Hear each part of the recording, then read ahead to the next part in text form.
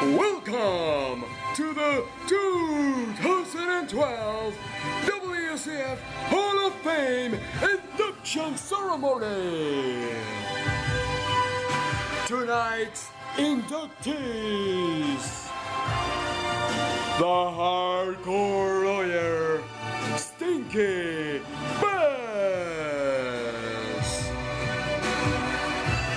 the 6-time WCF champion, the iconic Chris Shooter.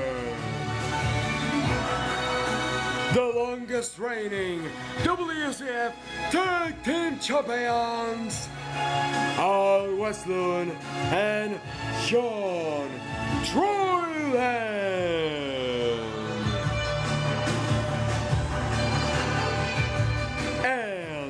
The 11-time champion, the nasty punk for excellence, King Carloon.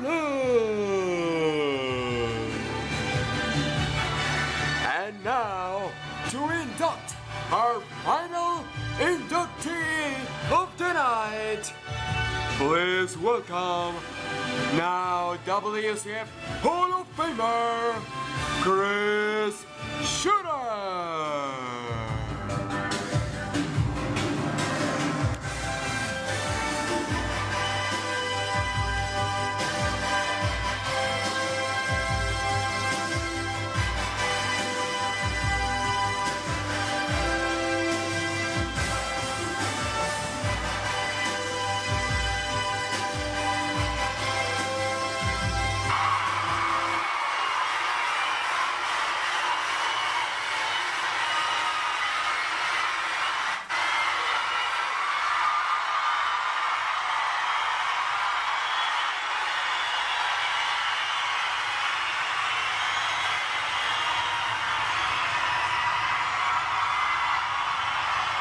Thank you. Ladies and gentlemen, thank you. It's with great honor that now, as a WCF Hall of Famer, I can induct this man. A man with whom I had I had my greatest matches throughout my career. Ladies and gentlemen, my greatest opponent, the 11-time WCF champion, and the man that I'm wrestling this Sunday at last year's event in my one-night match coming out of retirement. Please welcome the 11-time WCF champion, the nasty punk for excellence, King Carloon.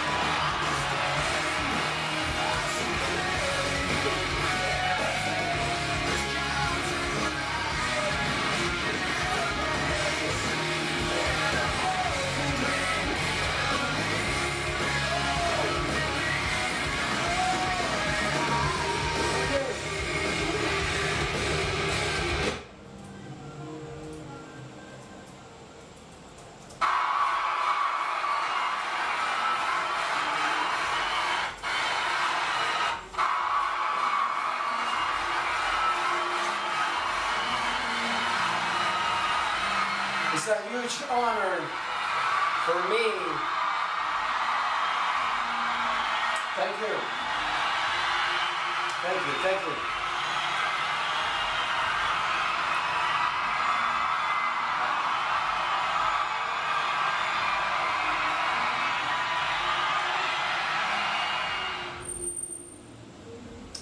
It's a huge honor for me on this night.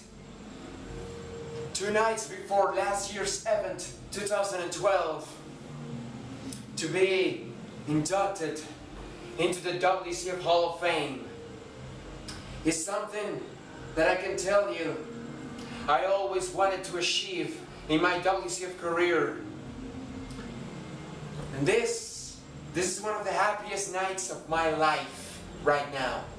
Because now I am with the elite that WCF has to offer in the Hall of Fame, alongside guys that I've idolized my entire life.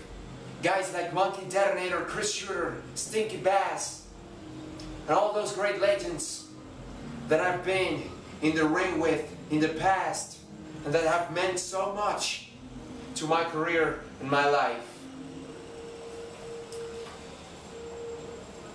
I just wanted to give a little recap here tonight of what my career in WCF has been. In the early days, I remember how I wrestled with my cousins and my friends in the bedroom, at school. And it's funny, just like we try to pretend to be superstars of the World Wrestling Federation. And at the time, you know, Stone Cold, Steve Austin, and The Rock were red hot in the business. Guys like Edge and Christian, guys like the Hardy Boys. And we just wanted to be like them. We tried to imitate them as good as we could. And each and every single day, we had new matches. And that's how I fell in love with wrestling. And then I said that one day, I wanted to do it for life. I dreamed of one day doing it for life, for the rest of my life. I wanted to be a wrestler, not a doctor, not a lawyer, not a physician, none of that, but a wrestler.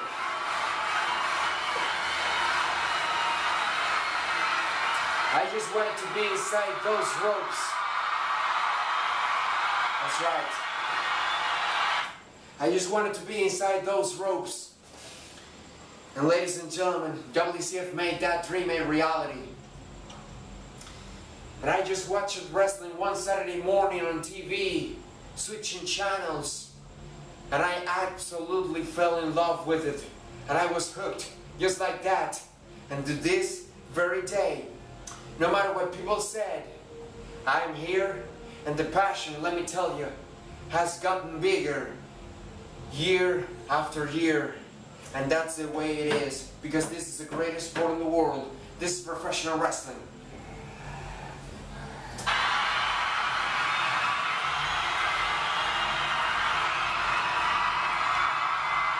That's right.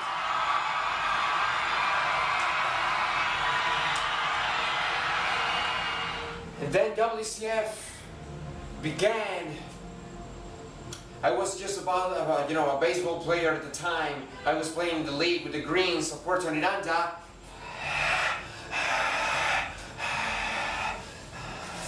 That's right. It was the 4th at bat, so I had a pretty good job back then. but nothing like wrestling. So I wanted to get into wrestling, and I said, well, I gotta get there. I don't know how the hell I'm gonna end up being part of WCF, but I wanna try it, and I wanna get to that company because it will be a dream come true. And that's exactly what happened, ladies and gentlemen. I got to WCF. I began my career. I remember wrestling Monkey Detonator in the early days. I remember I just idolized Monkey Detonator because of his long hair, and I said one day, wow, one day when I grow up, I want to have that long hair just like Monkey Detonator. Then realizing when I grew up that I was never going to have that long hair because just my type of hair was a short hair, and if I let my hair grow, it will be an afro, maybe like Carlito, Caribbean Cool has. So I realized I will never have the long hair of Monkey Detonator, but I worked my ass off, and I said, one day I want to be at least this close of good, just as good as Monkey Detonator, and I think I've done a pretty damn good job about it.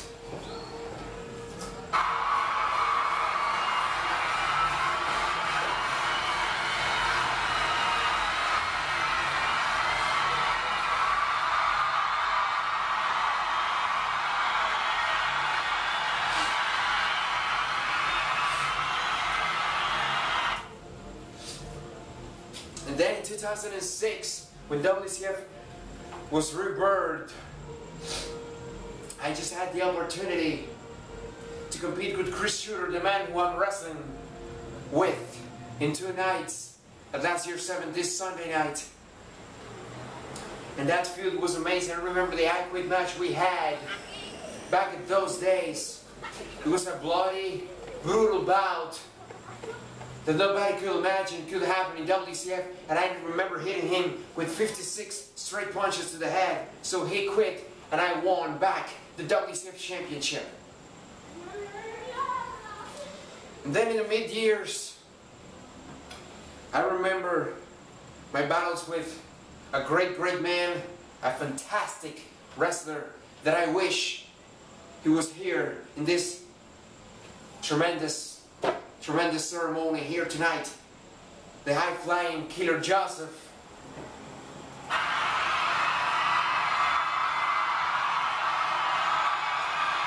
I wish you were here, Killer.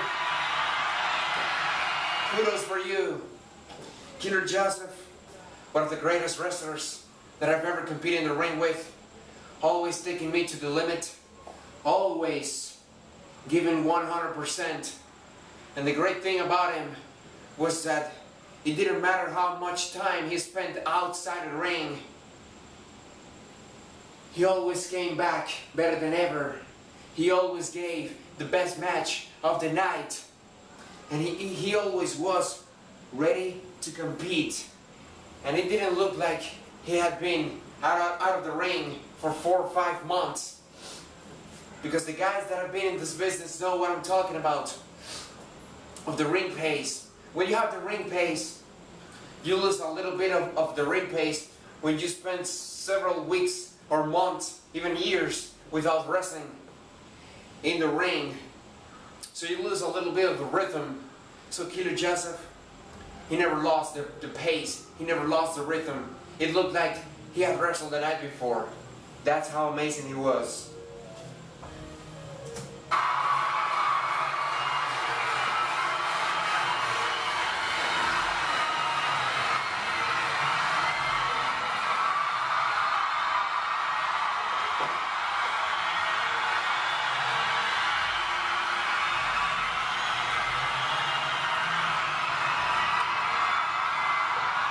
That's right. And then in 2008, I began competing with Chris Shooter once again in part 2 of our feud. And so many fans have said that it's been the greatest feud in WCF history. And that the part 2, in this case, the sequel, was better than the original. And damn right I think that by myself. We had the very first Steel Sea match. We had the first Hell in a Cell. We had the first Gulf of Lake City bout. I remember we had the longest match in the Somebody's Wrestling's history. Up to that point, the 43-minute match in his hometown of Raymond Reed at the Somebody's Wrestling. Ladies and gentlemen, Chris Shooter was just amazing. An amazing competitor. An amazing human being. And my rivalry with him in 2008, I will never forget. My feud with Crash in 2009 was a rebirth of my career. Crash was a quick wrestler. fantastic sequence wrestler with a lot of passion for the business, a lot of heart. He never quit. He was a man that was willing to compete and give 100% every single night. And Crash was just an amazing competitor. And in 2009, that feud for the Intercontinental title was a rebirth of my career, proving to myself that I had the passion and I had the quality to work quicker matches with sequences, with psychology. And it was just an amazing array of matches. And I remember wrestling him at house shows and how great our matches were. And I just told management, you have to give us a program, at least a 1-month program on television, because our matches are just fantastic. We have to get this to TV. And I got that. And Crash and I had one of the best feuds that I've ever had in my career on television all summer of 2009 for that Intercontinental title.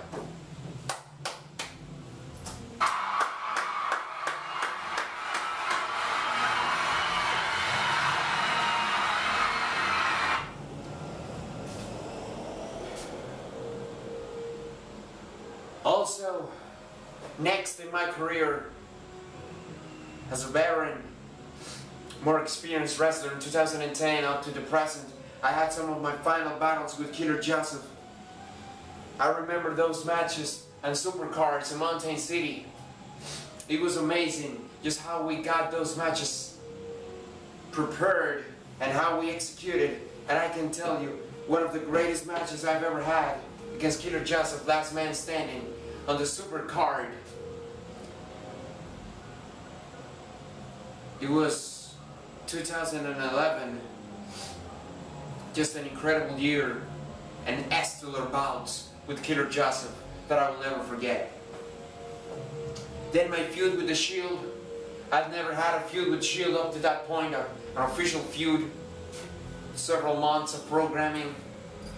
I remember the best of 7 series we had in the summer of 2011.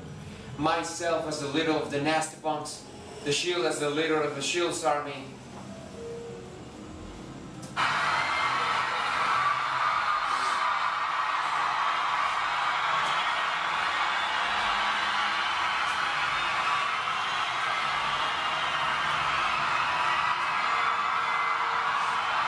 Myself as a member of the Nasty Punks, an honor for me. It was an honor to compete with the Shield in the ring because of his talent, because of his charisma and his passion.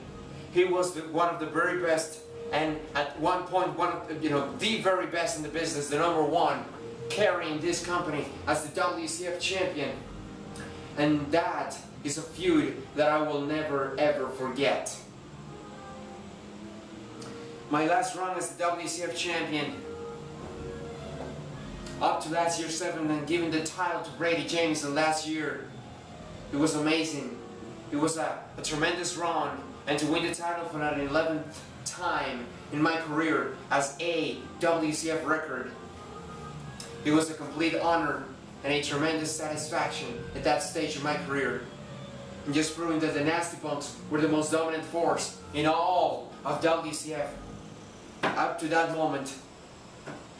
And right here tonight, still the most dominant force in all of WCF, the Nasty Punks.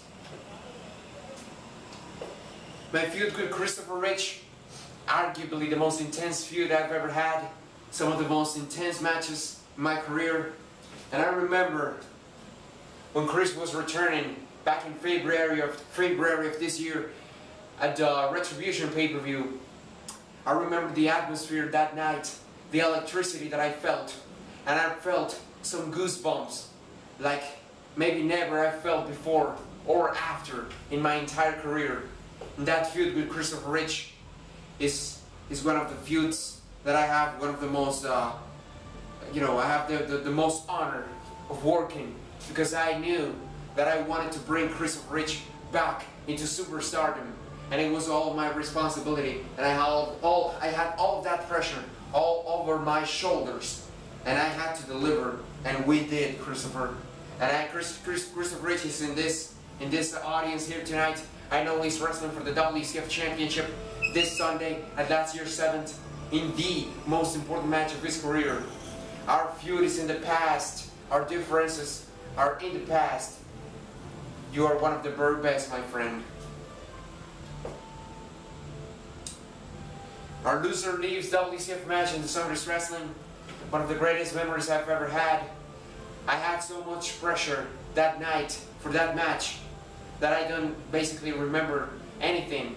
I have to watch the video of that match to remember all the sequences and all the things we did in the match. The only thing I remember is that it's one of the greatest matches that I've ever had in my entire damn career.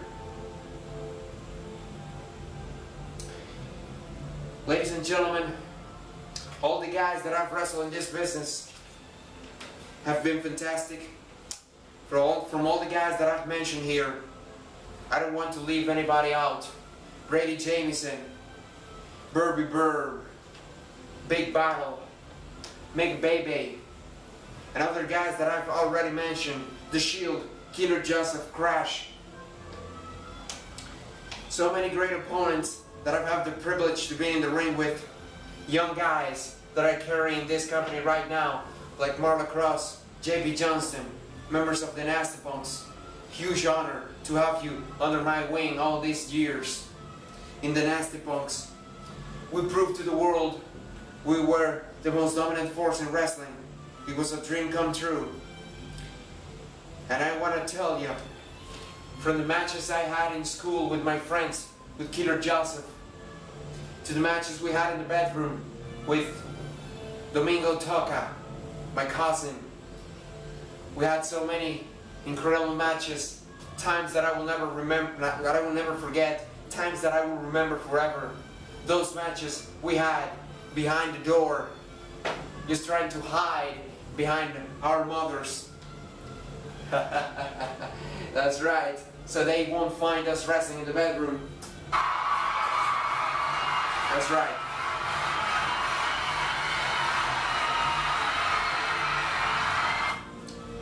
To all the people that have meant a lot to me in this business, from Ric Flair, who I can't put into words how much I admire him, the greatest wrestler of all time, no doubt about it, to guys like Edge, that you all know how much I appreciate him and I admire him and I idolize him from day one, and all other guys, Harley Race and other tremendous wrestling legends, Invader #1 in Puerto Rico, Carloon, all the way to guys that I am wrestling right now in Puerto Rico that have been tremendous friends to me and that have given me their support in great projects that I'm having in professional wrestling outside the ring, like my program of classic wrestling from Japan, Puerto Rico, the United States, Mexico, and Dominican Republic, called, as you all know, Planeta Lucha Libre. Guys like Wilfredo Lynx Rivera in Puerto Rico that has supported me through all these times. Got buddy? I hope I can meet you in person very soon. To the people of highspots.com in North Carolina, Greg Price, a guy like Mark James, the writer of all the incredible books of wrestling in Memphis wrestling and Memphis wrestling history that have meant a lot to me in my studies of professional wrestling history, which I'm a big fan of, as you all know, and several other guys that really know how important they have been to me. To Juan Elias Portalatin and all of his support as well, as a friend and a supporter of all of my wrestling dreams from day one. To all of these guys that have been with me through thick and thin, thank you. And I just wanted to tell you one more message before I leave, because this is such a big night for me, guys. Such a big night. I never cared for what people said. I never cared for the rest of the world. If I was every night in that ring, competing for the WCF fans and living my dream, my life was perfect. The most important thing in this world is that this is not over. This is only the beginning of my road. Now is the moment where I start my big time path to completing my dream. I'm working really hard in the gym like few people do right now. And I know all this hard work will one day pay off big time by giving me more memories, more moments, and more incredible times in professional wrestling in the future. And I hope you, my WCF fans, accompany me through all these experiences in the future. I want you to know that I've been the happiest man in the world, without money, without women, without anything else that so many people in today's world crave so hard for, just because I had this. I had the privilege that not so many people have, and that's to have the biggest passion in the world, to be a part of the greatest sport in the world, part of the tradition, part of the glory, part of the history of professional wrestling. Thank you.